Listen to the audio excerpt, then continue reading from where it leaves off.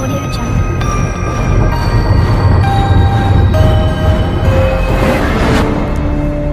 Audio Jungle. तो today's topic human brain, मानव मस्तिष्क। तो मानव मस्तिष्क को समझने के लिए आपको बहुत सारे नाम समझना ज़रूरी है। तो जो हाई लेवल की क्लासेस है वो ये चित्र बनाएंगे, जो लो लेवल क्लासेस है उसके लिए मैं और अन्य चित्र दूंगा, अन्य पिक दिया जाएगा, है ना। तो आप क्या करेंगे कि यहाँ से हम लोग शुरू करते हैं मस्तिष्क की संरचना। तो इसके लिए आपको बताता हूँ, ये जो भाग है वो अग्र मस्तिष्क है, और ये बीच का है वो मध्य मस्तिष्क है, और ये जो नीचे है वो है पश्चिम मस्तिष्क है।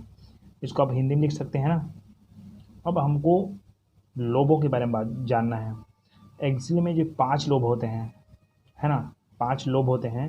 तो उस 5 लोब कहाँ कहाँ हैं? तो पहला होता है फ्रंटल लोब, ये वाला जो भाग है फ्रंटल लोब है, ठीक है। दूसरा आता है पेराइटल लोब, तो ये वाला जो भाग है ये दिख रहा है, ये पेराइटल लोब है। तीसरा आता है टेम्परल लोब, टेम्परल लोब ये सामने दिख रहा है वो टेम्परल लोब है, ठीक है। चौथा आता है ऑक्सीपिटल लोब, क्या आता है ऑक्सीपिटल लोब, ये ऑक्सीपिटल लोब, ये मस्तिष्क की संरचना है ना। और पांचवा था इंज्युलर लोब, जो इंज्युलर लोब है वो दिखाई नहीं देता है, आंतरिक भाग पाया है ना। ये हो गया मस्तिष्क के नॉर्मल लोबों के बारे में पहला टॉपिक, ठीक है, पहला संरचना। और एक्चुअली में जो छोटे क्लास हैं वो छोटे क्लास के बच्चे इन्हें ना बनाएं, है ना। उनके लिए नॉर्मल चित्र में पिक सेंड करूँगा, ठीक है। और जो हाई लेवल की क्लास है वो इसको देख लें किस किस से लोब हैं वो, है ना। चलिए, वो तो हो गया नॉर्मल लोबों के बारे में। अब पूरा कंप्लीटली संरचना देखते हैं। तो कंप्लीटली संरचना देखते हैं तो उसमें क्या होता है कि माइंड को, जो मस्तिष्क है उसको कितने प्रकार से नाम में अलग अलग भागों में बांटा गया है। तो पहला आता है अग्र मस्तिष्क, ये जो भाग है वो अग्र मस्तिष्क है। कौन सा भाग है? अग्र मस्तिष्क का। और ये वाला भाग है मध्य मस्तिष्क है, और ये है पश्चिम मस्तिष्क है ना। तो इसमें किस किस का यूज़ होगा उसी को मैं बता रहा हूँ। पहला बात ये कि आपको याद रखना है हाइपोथैलेमस को। किसको याद रखना है? हाइपोथैलेमस यहाँ पास है, ठीक है। ये थैलेमस है, थैलेमस ये वाला जो भाग छोटा दिख रहा है वो। और ये मिडिल ब्रेन बोले मतलब क्या होता है? मध्य मस्तिष्क है ना। और ये जो भाग है फ्रंटल ब्रेन है, ये पूरा फ्रंटल ब्रेन है इधर का, ऐसे, ठीक है। तो इसकी ज़रूरत नहीं है हमको, किस किस नाम की ज़रूरत है उसको देखिए। थैलेमस की ज़रूरत है, हाइपोथैलेमस है, ये पिट्यूटरी ग्लैंड आता है यहाँ पर वो है ना। और इधर देखें तो सेंसरी कॉर्टेक्स, मोटर कॉर्टेक्स है, ये नॉर्मल है ना, इसको लिख लेना। यहाँ पर आता है पेराइटल लोब, ये हम लोग मैं बता चुका हूँ, ये ऑक्सीपिटल लोब है। इतनी ज़्यादा ज़रूरत नहीं है। आगे हमको ज़रूरत पड़ेगी किसकी? पॉन्स की। ये वाला जो भाग दिख रहा है आपको चित्र है, क्योंकि मैं डिटेल करते हैं बीच बीच में नहीं दिखा पाऊँगा चित्र, इसलिए पहले बताता हूँ कि ये पॉन्स है, ये सेरिबेलम, ये वाला जो भाग दिख रहा है ये सेरिबेलम है ना, क्या नाम इसका है? सेरिबेलम। और ये जो गड्ढे से दिख रहा है ना, जैसे लिखा रहा है ये वाला जो भाग, ये मेडुला ऑब्लिंगेटा है। क्या है ये? मेडुला। यहाँ पर नाम नहीं दिया गया है, लेकिन हम इसको बोलेंगे मेडुला ऑब्लिंगेटा। क्या बोलेंगे हम लोग? मेडुला ऑब्लिंगेटा, है ना। अब आता है कार्पोरा क्वाड्रिजेमिना, कार्पोरा क्वाड्रिजेमिना। तो जो पॉन्स उसके जस्ट पीछे तरफ यहाँ पास भाग को है ना, इस पर भाग को नाम नहीं दिया गया है, यहाँ पर हम लोग बोलेंगे, इसको बोलेंगे हम लोग कार्पोरा क्वाड्रिजेमिना बोलेंगे, ठीक है। ये 2 भागों में बढ़ता है, लेकिन आप नॉर्मल आपको यहाँ पर क्या बनाना है आपको? कार्पोरा क्वाड्रिजेमिना बनाना है आपको, ठीक है। और कार्पोरा क्वाड्रिजेमिना के बाद एक और नाम आती है प्रमस्तिष्क तंतु, सेरेब्रल पेंडिकल, तो उसकी ज़रूरत नहीं है अपने को होगा, ठीक है। तो ये चित्र है, ये मस्तिष्क का चित्र है, यही चित्र बनाएंगे आप लोग, है ना, पॉज करके बना लीजिएगा। और अब हम लोग चलते हैं टॉपिक की ओर। टॉपिक को मतलब बीच बीच में चित्र बताऊंगा किसको क्या बोलेंगे उसको, ठीक है। चलिए, तो हमारा जो मस्तिष्क है वो यहाँ से प्रारंभ होता है ना, मस्तिष्क। तो सबसे पहला हमारा जो पॉइंट बनेगा, है ना, सबसे पहला हमारा जो पॉइंट बनेगा वो है अग्र मस्तिष्क। मस्तिष्क को हम लोग 3 भाग यहाँ पर लिख सकते हैं आप लोग। इसका मेन पॉइंट कौन है? इसका मेन पॉइंट है केंद्रीय तंत्रिका तंत्र, है ना, केंद्रीय तंत्रिका तंत्र बोलेंगे इसको, ठीक है। तो मस्तिष्क को 3 भागों में बांटा जा सकता है। पहला है अग्र मस्तिष्क, क्या कहलाता है ये? अग्र मस्तिष्क। तो पॉइंट यहाँ शुरू करना, अग्र मस्तिष्क में कि अग्र मस्तिष्क के अंतर्गत सब नाम आपको नया मिलेगा। जितना भी नाम है आपके पास है ना, जितने भी नाम है वो सब नाम क्या मिलेंगे, नया नया मिलेंगे। आपको ऐसा लगेगा कि ये कहाँ कहाँ से नाम आ रहा है। तो पहला पॉइंट आप देखिएगा कि अग्र मस्तिष्क में कि अग्र मस्तिष्क के अंतर्गत प्रमस्तिष्क, जिसको हम लोग बोलेंगे सेरिब्रम, हाइपोथैलेमस, घ्राणपिंड, ठीक है, ऑल्फैक्टरी लोब बोलते हैं उसको, एवं डायनसेफेलन आती है। जी, ये तो क्लियर हो गया। अब जो अग्र मस्तिष्क है ये क्लियर हो गया ना, ऊपर का है ना, ये सब आती है, घ्राणपिंड है एवं डायनसेफेलन आती है अग्र मस्तिष्क के अंतर्गत, है ना। तो अगर अग्र मस्तिष्क को हम लोग बांटते हैं, हम आ जाएँ, ठीक है, तो किस किस चीज़ों में बांट सकते हैं उसको आप लोग देखते हैं। पहला आता है आपका सेरिब्रम। क्या है? सेरिब्रम, है ना। तो प्रमस्तिष्क कहते हैं उसको, क्या बोलते हैं हम लोग, प्रमस्तिष्क हिंदी में सेरिब्रम को, है ना। तो इसका डिटेल क्या होगा कि प्रमस्तिष्क सेरिब्रम को बृहद मस्तिष्क भी कहते हैं, है ना। क्या कहते हैं? बृहद सेरिब्रम, सबसे ऊपर वाले भाग को बोलेंगे हम लोग सेरिब्रम कहेंगे, ठीक है। जैसे मस्तिष्क का चित्र बनाया था, उस मस्तिष्क के जो सबसे ऊपरी भाग है वो सेरिब्रम कहलाएगा, है ना। तो प्रमस्तिष्क सेरिब्रम को बृहद मस्तिष्क भी कहते हैं। ये बीच का आपको टॉपिक को छोड़ देना है, ये थोड़ा गलत हो गया था। प्रमस्तिष्क को बृहद मस्तिष्क कहते हैं। यह अग्र मस्तिष्क का ऊपरी हिस्सा होता है, सबसे ऊपर का भाग है उसको बोलेंगे सेरिब्रम। क्या बोलेंगे? सेरिब्रम। तो यह अग्र मस्तिष्क का ऊपरी हिस्सा तथा सबसे बड़ा भाग होता है। प्रमस्तिष्क के कारण ही मनुष्य के पास याददाश्त, बुद्धि एवं निर्णय लेने की क्षमता आती है। किसके कारण? सेरिब्रम के कारण। प्रमस्तिष्क को विभिन्न लोबों में बांटा गया है या विभिन्न भागों द्वारा संपादित। प्रमस्तिष्क के द्वारा विभिन्न भागों द्वारा संपादित होने वाले कार्य निम्नलिखित हैं। तो कार्य के बारे में हम लोग चलते हैं। प्रमस्तिष्क द्वारा जो विभिन्न भाग है, उस विभिन्न भागों द्वारा संचालित जो कार्य है उस पर हम लोग आगे पढ़ने वाले हैं, ठीक है। चलिए, तो हम लोग चलते हैं फ्रंटल लोब में। मैंने चित्र सबसे पहले दिखा दिया है, वहाँ आप फ्रंटल लोब को देख लेंगे कि मस्तिष्क का चित्र बनता है। हमारे छोटा सा बनाया था मैं, मस्तिष्क का जो चित्र है, चलिए मस्तिष्क का छोटा सा भाग मैंने बना दी है और इसको देखिए हम लोग। पहला आता है फ्रंटल लोब। कौन सा लोब आता है? Frontal lobe. तो फ्रंटल लोब ये जो सामने का जो भाग है ना, ये वाला भाग, इसको बोलते हैं फ्रंटल लोब। क्या बोलते हैं हम लोग? Frontal lobe. तो इसका क्या कार्य है देखिए, मैं इसका डिटेल में लिखा नहीं हूँ, आपको सुनना है ना, कि यह बुद्धि, ये जो भाग है यह बुद्धि, इच्छा शक्ति एवं चतुराई का केंद्र होता है। जो फ्रंटल लोब है वो बुद्धि, इच्छा शक्ति एवं चतुराई का केंद्र होता है। यह मनुष्य के सोचने एवं समझने की शक्ति को नियंत्रित करता है, ये वाला भाग, इसको बोलते हैं हम लोग फ्रंटल लोब। दूसरा आता है पेराइटल लोब। क्या आता है? Parietal lobe. तो ये जो पेराइटल लोब है ना, जो पीछे जो भाग होता है इसको बोलते हैं पेराइटल लोब। क्या बोलते हैं हम लोग? Parietal lobe. तो इसका भी अलग कार्य है। यहाँ डिटेल देखिए कि यहाँ स्पर्श, ताप, ठंडा, पीड़ा, भय, हर्ष इत्यादि का अनुभव का केंद्र होता है ना। समझ रहे हो? ये पेराइटल लोब है, आप रिपीट करके सुन लीजिएगा, है ना। उसके बाद थर्ड नंबर का आता है टेम्परल लोब। ये जो दिख रहा है नीचे में, ये फ्रंटल लोब हो गया, ये पेराइटल हो गया, ये टेम्परल हो गया, टेम्परल लोब। इसमें क्या लिखेंगे कि यहाँ गंध है, स्मरण है, प्रेरणा एवं ध्वनि से बातों को समझ पाने की क्षमता का नियंत्रण वाला कक्ष होता है या नियंत्रण वाला भाग होता है, ये टेम्परल लोब है वो, है ना।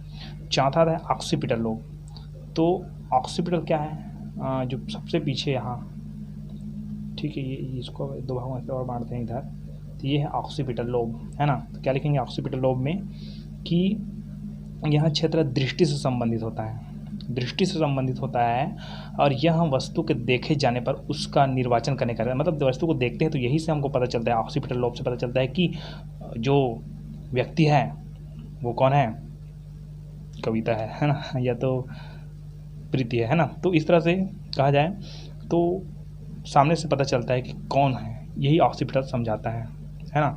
तो ऑक्सीपिटल लोब भी क्लियर होगी। आगे हम लोग चलते हैं इंज्युलर लोब में।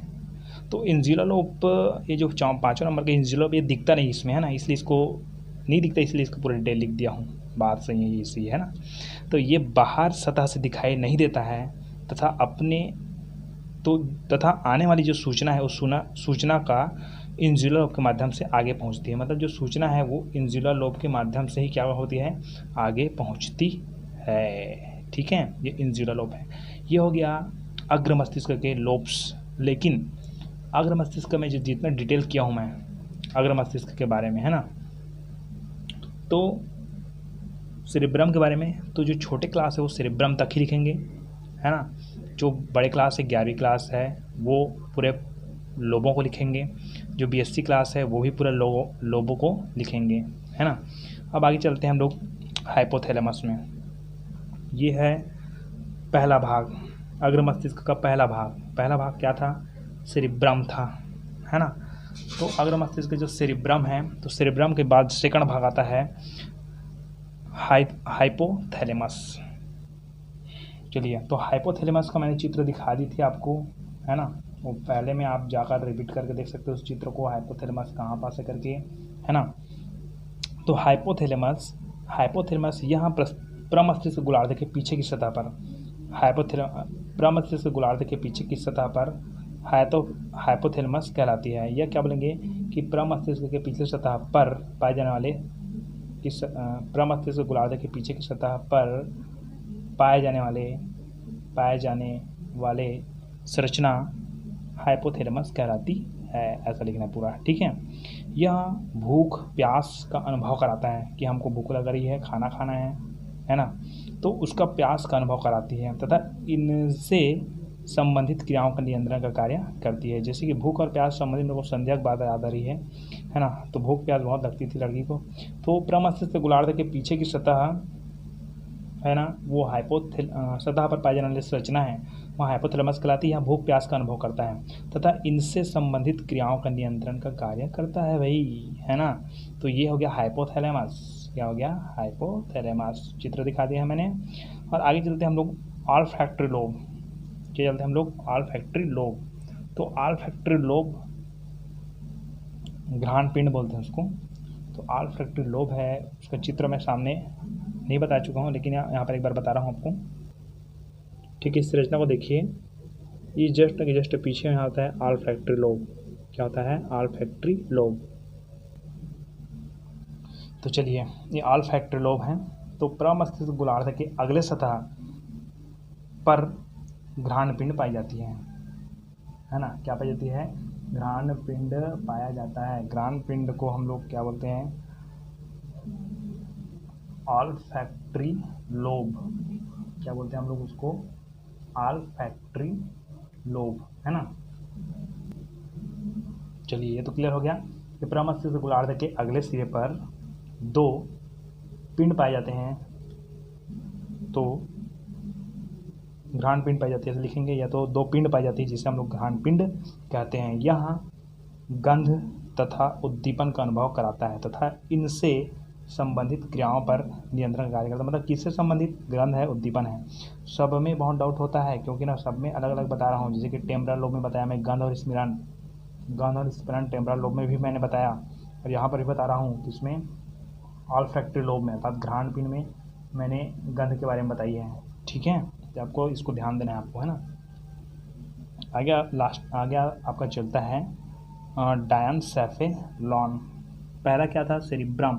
दूसरा क्या था, हाइपोथैलेमस। तीसरा क्या है, ऑल्फैक्टरी लोब। और चौथा क्या है, डायनसेफेलॉन। तो डायनसेफेलॉन, तो हमारा अगला जो पॉइंट है डायनसेफेलॉन।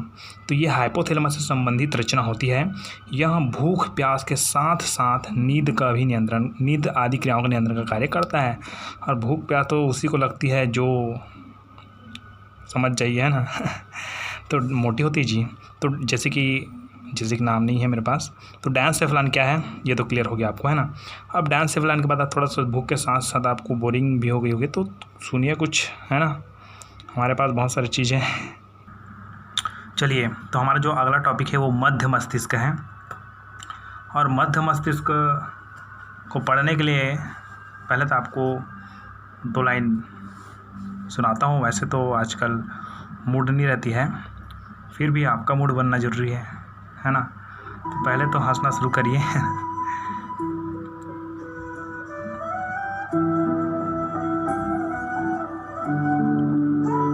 कुछ सारी है कि आँखों में पानी रखो और होंठों में चिंगारी रखो। आँखों में पानी रखो और होंठों में चिंगारी रखो। जिंदा रहना है तो तरकीबें बहुत सारी रखो। और राह के पत्थर के सिवा और कुछ नहीं है मंजिलें। रास्ते आवाज़ दे रखे हैं कि सफ़र जारी रखो। तो चलिए फिर चलते हैं हम लोग आगे। जो हमारा टॉपिक है उसका नाम है क्या है, मध्य मस्तिष्क। और मध्य मस्तिष्क के बारे में हम लोग पढ़ना है। तो मध्य मस्तिष्क के लिए देखिए कि यह मस्तिष्क के बीच में स्थित रहता है। अरे भाई मध्य तो बीच में ही रहेगा। यह मस्तिष्क तंतु एवं दृष्टिपिंड या कार्पोरा क्वाड्रिजेमिना का बना होता है। जो मध्य मस्तिष्क है वो है ना। तो दृष्टिपिंड, प्रमस्तिष्क तंतु एवं दृष्टिपिंड अर्थात कार्पोरा क्वाड्रिजेमिना का बना होता है ना। तो जो कार्पोरा क्वाड्रिजेमिना है, नाम बहुत सुने होंगे आप लोग, है ना। दृष्टिपिंड को ही कहते हैं हम लोग कार्पोरा क्वाड्रिजेमिना, है ना। तो पहला हम लोग चलते हैं कार्पोरा क्वाड्रिजेमिना में। तो यह मध्य मस्तिष्क का वह भाग है जो प्रतिक्रिया के साथ साथ श्रवण का भी नियंत्रण कार्य करता है। श्रवण की क्रियाओं का नियंत्रण का कार्य करता है। इतना लिखेंगे आप लोग, ठीक है। आगे चलते हैं हम लोग प्रमस्तिष्क तंतु। तो यह प्रमस्तिष्क के कॉर्टेक्स को मस्तिष्क के शेष भागों तथा मेरुरज्जु से जोड़ते हैं। जो प्रमस्तिष्क तंतु है वो, है ना। तो प्रमस्तिष्क तंतु और कार्पोरा क्वाड्रिजेमिना दो ही है। तो यह प्रमस्तिष्क के कॉर्टेक्स को मस्तिष्क के शेष भागों तथा मेरुरज्जु से जोड़ता है। प्रमस्तिष्क तंतु है वो, ठीक है। प्रमस्तिष्क का हम लोग नाम है ना, वो प्रमस्तिष्क है वो अलग नाम है और प्रमस्तिष्क तंतु अलग है। तो यहाँ प्रमस्तिष्क है, उस प्रमस्तिष्क के को जो प्रमस्तिष्क के जो कॉर्टेक्स है उस कॉर्टेक्स को मस्तिष्क के शेष भाग तथा मेरुरज्जु से जोड़ देते हैं, ठीक है। अगला पॉइंट आता है पश्च मस्तिष्क का। तो पश्च मस्तिष्क को निम्नलिखित भागों में बांटा जा सकता है। तो पहला पॉइंट है पश्च मस्तिष्क का पॉन्स। मैं पॉन्स में चित्र में दिखा चुका हूँ पॉन्स किसको कहते हैं करके, है ना। तो पॉन्स, यह तंतुओं, ये जो पॉन्स है यह तंतुओं से बना होता है।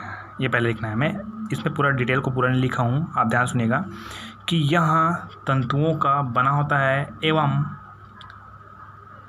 मस्तिष्क स्टेम का तल बनाता है। जो मस्तिष्क है उस स्टेम, मस्तिष्क का जो स्टेम मतलब क्या होता है, ब्रेन स्टेम मतलब, स्टेम मतलब तो तना होता है, लेकिन उसका जो ऐसे मस्तिष्क को जो खड़ा मस्तिष्क है उसके जैसे नीचे से स्टेम टाइप्स होता है ना। जैसे कि ये मस्तिष्क है तो इसका स्टेम टाइप्स होता है, ये पॉन्स, ठीक है। तो यह तंतुओं से बनते हैं एवं मस्तिष्क का स्टेम का तल बनाता है ना। यह श्वसन संबंधित क्रियाओं पर नियंत्रण का कार्य करता है। दूसरा आता है सेरिबेलम। तो यह मस्तिष्क के पश्च भाग में स्थित होता है, पीछे वाला भाग में स्थित होता है। ये अग्र है, ये मध्य है, पश्च भाग ये नीचे वाला भाग है। सेरिब्रम मैंने नाम दिखाया था, यहाँ पर सेरिब्रम होता है, ऐसे छोटा सा चित्र में दिखा दिया था मैंने। तो सेरिब्रम यह मस्तिष्क के पश्च भाग में स्थित होता है। इसको निम्नलिखित भागों में हम लोग बांट सकते हैं। पहला सुपीरियर सेरेबेलर पेडंकल, ठीक है। ऊर्ध्व सेरिबेलर वृंतक बोलते हैं उसको हिंदी में। तो क्या बोलेंगे कि यहाँ सेरिबेलम को, सेरिबेलम यहाँ पर हमारे पास है। तो यह सेरिबेलम को मध्य मस्तिष्क से जोड़ने का कार्य करता है। ये सेरिबेलम को मध्य मस्तिष्क से जोड़ने का कार्य करता है। दूसरा आता है middle cerebellum cerebellar, superior cerebellar peduncle है ना, तो इसका क्या नाम है, मिडिल सेरिबेलर पेडंकल, ठीक है। मेरे को इंग्लिश थोड़ा दिक्कत होती है, आप लोग समझ जाएंगे। PUDUNCL पेडंकल, है ना। तो मिडिल सेरिबेलर पेडंकल में क्या होता है कि यह सेरिबेलम को पॉन्स से जोड़ने का कार्य करता है। ये सेरिबेलम को मध्य मस्तिष्क से जोड़ने का कार्य करता है, बता दिया मैं पहले में सुपीरियर में। दूसरा में मिडिल में क्या बता रहा हूँ कि ये सेरिबेलम को पॉन्स से जोड़ने का कार्य करता है। और तीसरा आता है इन्फेरियर पेडंकल, ठीक है। तो इन्फेरियर क्या करता है, ये इन्फेरियर सेरिबेलर, यहाँ पर बीच में सेरिबेलर लिख देना, सेरिबेलर पेडंकल, है ना। तो यह क्या करता है, सेरिबेलम को मेडुला और मेरुरज्जु से जोड़ने का कार्य करता है। तो पहला पॉइंट क्या था, पॉन्स था। दूसरा पॉइंट ये था सेरिबेलम, और सेरिबेलम को फिर 3 भागों में बांटते हैं। उसका तीसरा था मेडुला ऑब्लिंगेटा। क्या नाम आता है? मेडुला ऑब्लिंगेटा। यह एक बेलनाकार रचना होती है। मैंने आपको दिखा दिया था चित्र में मेडुला ऑब्लिंगेटा क्या है करके। तो मेडुला ऑब्लिंगेटा यह एक बेलनाकार रचना होती है जो कि पीछे की ओर मेरुरज्जु के रूप में पाई जाती है। नीचे, सबसे नीचे मेडुला ऑब्लिंगेटा, ठीक है। इनसे विभिन्न अनैच्छिक क्रियाओं के अंदर कार्य होता है। तो इस तरह से मस्तिष्क की संरचना है ना। तो मस्तिष्क की संरचना में आप सभी चीज़ को लिखेगा, है ना, लगभग बड़े क्लास वाले, और चित्र ही बनाएगा। छोटे क्लास में चित्र अलग से सेंड कर दूंगा, ठीक है।